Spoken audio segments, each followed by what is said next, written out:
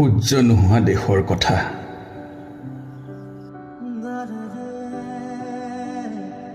গল্ডি গল্ডি শুনিছনে? মই তোৰ দেউতাই কৈছোঁ।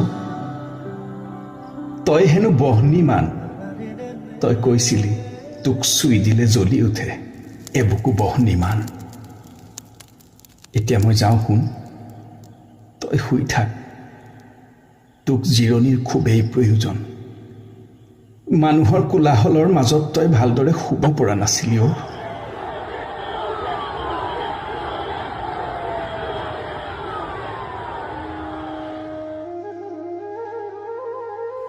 তই কৈছিলি তই গছৰ সন্তান, নদীৰ সন্তান, প্ৰকৃতিৰ সন্তান। ইয়াত চাৰিওফালে তই ভাল পোৱাবোৰকে আছে অ'। গছ, নদী, পাহাৰ, সেউজীয়া, চৰাই, সাপ, বান্দৰ। মই সঘনে আহিব নোৱাৰিম তোৰ কাষলৈ। বুঢ়া হৈ আহিছোঁ। 3খন চিতাৰ জুই সামৰিছোঁ বুকুৰ মাজত। ইমান জুইৰো তাপ সহিব নোৱাৰো অ' শুন।